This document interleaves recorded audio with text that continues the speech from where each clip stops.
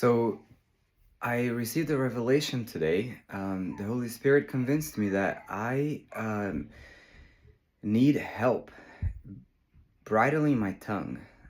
So in James 1, when it says that nobody can control the tongue, I usually think, sure, yes, generically, I accept that. But I never think that my tongue is my top priority or even like close to it. And today, the Holy Spirit has been convincing me otherwise, and it's been an exciting revelation that I want to work on, and I want to ask prayers for, and to keep getting God's help with. Um, in James chapter 3, it talks about godly wisdom and worldly wisdom.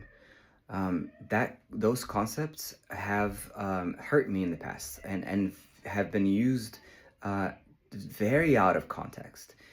And I had just mentioned to somebody yesterday that that had happened a few years ago, and then this morning I was listening to the sermon from my home church, and it was on that uh, same chapter, and it was a much better contrast of what godly wisdom really is and what worldly wisdom is.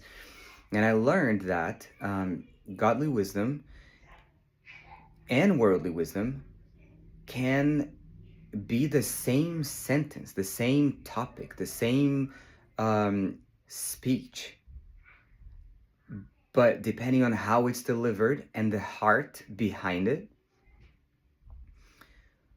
the paraverbals, the love and the grace and or the strife and the ill intentions or the selfish intentions, um, they can make it or break it.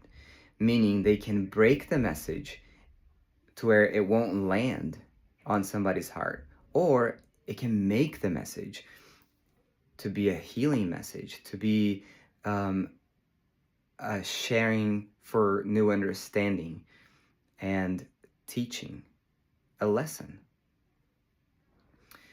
And that would be godly wisdom.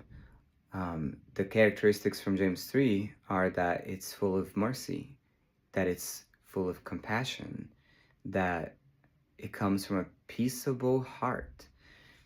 And worldly wisdom comes from a heart of strife, of selfishness or selfish ambition, of envy and jealousy.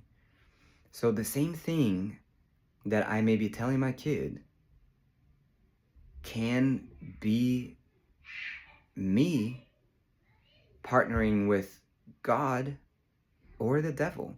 It's kind of a big thought, but the reason that is true is because over here, the message won't land.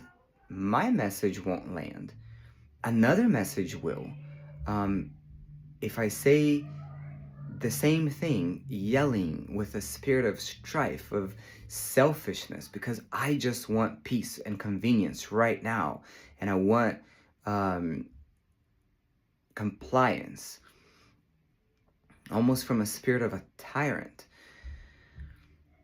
That is worldly wisdom, and the message may land completely twisted as a lie. Like maybe my kid will interpret that as I'm not good enough. I always mess up. I'm a failure.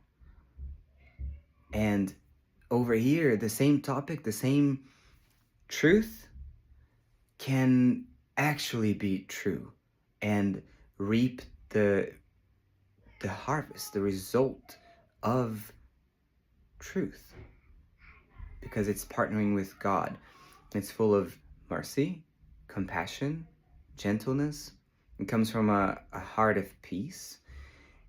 And so God can do something with this in my child's heart, or in my employee's heart, or in my colleague's heart, or in my friend's heart. And today I also realized that a lot of times my heart is not ready for any clear message. There's sometimes not the right combination of mercy and grace and gentleness to deliver a truth because my heart is closed. And God has been silent during those times because that's the most loving thing that He can do. And to me, it was a strong invitation this morning to also be silent sometimes, because sometimes if God cannot or perceives that there's no good way that I will receive a message because He knows my heart and He stays silent,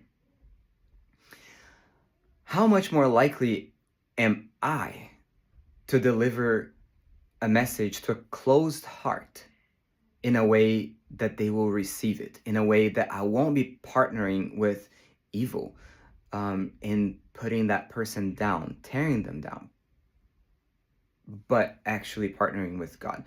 The heart is closed. So maybe silence is the best I can offer as well. I wanted to share this with you, and I hope that God also speaks to your heart through this message. James 1 was the bridling of the tongue. The tongue is something that nobody can control, James was saying. And in James 3, it was godly wisdom and worldly wisdom. Check them out and learn with me. Alongside with me. I want to keep digesting this. It's something new and exciting that God revealed to me today, and I will continue thinking about it for sure.